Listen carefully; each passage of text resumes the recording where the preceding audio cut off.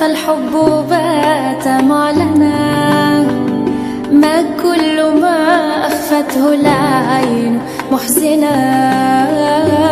من قال فؤادي ظالما كن في غرامي هائما، خذ من يدي خواتما واجعل رحيقي مسكنا.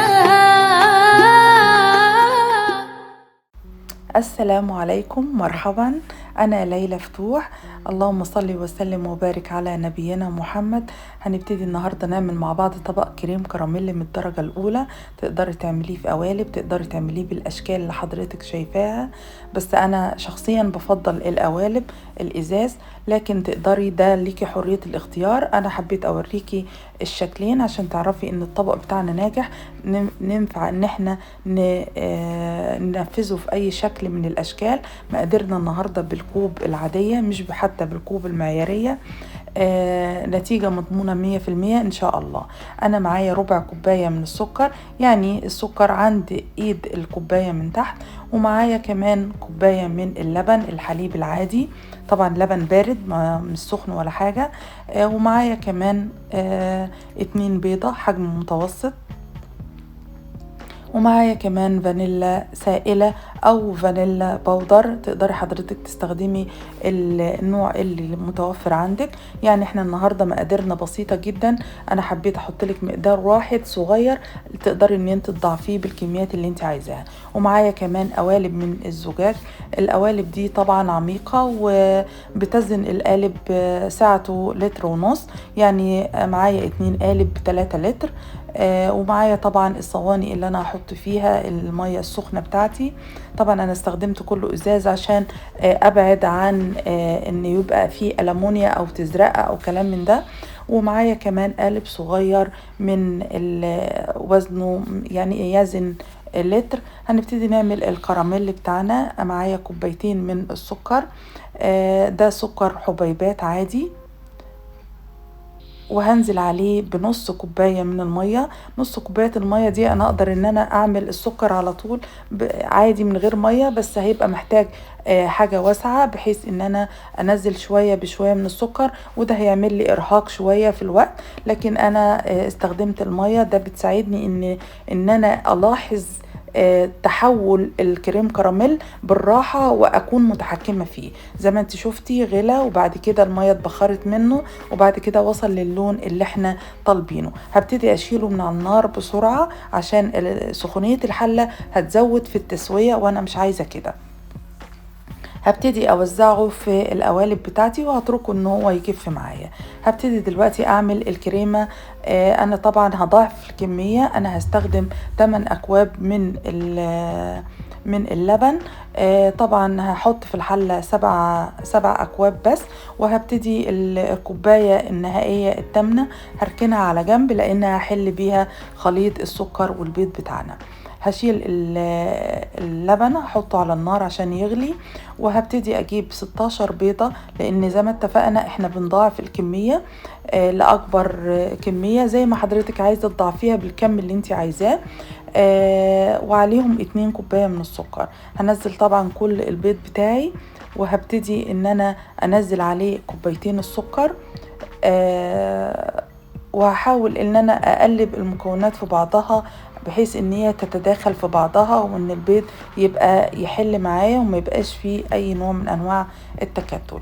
زي ما حضرتك شايفة كده هبتدي انزل بالفانيلا بتاعتي. هنزل ب4 معالق من الفانيلا. طبعا حضرتك بتنزلي 4 معالق وبتشمي الخليط، لو ريحة الزفارة واضحة بنزل تاني فانيلا لغاية ما تختفي ريحة الزفارة. يعني الفانيلا دي حسب الكمية اللي حضرتك بتختاريها، ملهاش معيار محدد.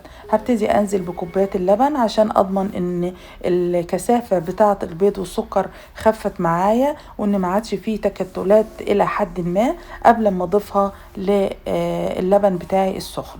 هبتدي اغير الطبق، لان طبعا انا محتاجة ان انا اقلبه تمام، وبضمنه. ممكن حضرتك ما تستخدميش الويسك، ممكن تستخدمي المضرب الكهربائي، مفيش اي مشكله. هبتدي انزل اللبن بتاعي من على النار. زي ما حضرتك شايفه اللبن بيطلع منه بخار، يعني وصل لدرجه ان هو خلاص بدأ ان هو يغلي معايا. انا مش عايزاه يغلي، انا عايزاه يبقى سخن لدرجه الغليان.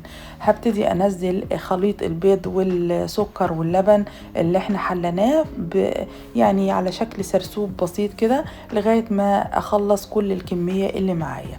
زي ما حضرتك شايفة عشان اضمن ان مفيش اي نسبة تكتل تكون موجودة، واللبن ما يعملش معايا تشك جوه البيض، ما يعملش تشك جوه اللبن. هبتدي لازم اصفي الخليط، ما ينفعش ان انا اصبه في القوالب بدون تصفية عشان اضمن ان ما يبقاش فيه اي نسبة من التكتلات. عايزة حضرتك تلاحظي معايا نهاية التصفية هتلاقي في اجزاء بسيطة من بياض البيض. ده طبعا انا مش محبب ان هو يكون في الخليط بتاعنا لانه مش هيبقى خليط كريمي. طبعا زي ما حضرتك شايفة القوالب بتاعتنا جفت 100%، لازم تكون ناشفة. هبتدي دلوقتي ان انا اصب فيها الخليط بتاعنا بالتساوي، وطبعا مش هوصله لنهاية الحافة قوي على اساس ان هو ياخد راحته وانا شايلاه ان هو ما يتدلقش مني.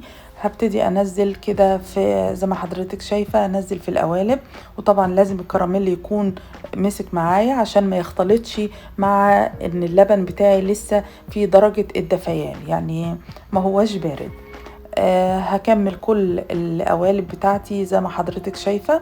طبعا زي ما قلنا القالب بيسع 1.5 لتر، يعني انا عملت حوالي يعني 3 لتر وكمان لتر، يعني حوالي 4 لتر الكمية بتاعتنا دي، على اساس لو حضرتك حبيتي تستخدمي نفس احجام القوالب بنفس الكمية. هبتدي اصب حواليها مية سخنة وهبتدي اغطيه بحيث ان انا احافظ على سطحه ان هو ما يعملش معايا طبقة زي الجلد كده او ان هو يعمل معايا تحمير عالي. هتركه شوية بعد ما طلع من الفرن. طبعا احنا حطيناه في درجة حرارة 160 لمدة ساعة الا ربع.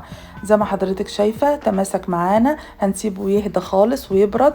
زي ما حضرتك شايفة مرن جدا، بس انا ما اقدرش اهزه اكتر من كده لانه ممكن يفصل معايا، لان لسه الكراميل بتاعنا تحت دافي وسايح فهيختلط بالكريمة وده مش محبب.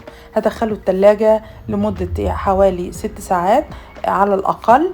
لو وقت أطول هيبقى ألطف معايا لأنه هيتصب معايا في الطبق بشكل مرتب أكتر. وهنزله في حمام مية سخنة قبل التقديم بحيث إن أنا أدوب تاني الكراميل اللي في أسفل القالب بتاعي وإن هو ينزل معايا بسلاسة. زي ما حضرتك شايفة بدأ الكراميل اللي تحت يظهر على السطح، معنى كده إن الطبق بتاعنا خلاص خد وضعه إن هو نقدر إن احنا نصبه في طبق لذيذ زي ما حضرتك شايفة كده. ويا ريت الطبق اللي انا بصب فيه يكون ليه حافة مرتفعة شوية على اساس ان انا احافظ على الكراميل اللي نازل معايا من الصوص كراميل اللي نزل معايا. وزي ما حضرتك شايفة حاولنا بقدر الامكان نصبه باقل الخسائر وما يكسرش مننا لان هو ناعم جدا ومرن جدا. معايا طبعا فواكه. الفواكه دي من الحاجات اللي حضرتك حابة تحطي فواكه ماشي، ممكن يتقدم سادة. حابة تزينيه لضيوفك يبقى شكل مبهج وجميل.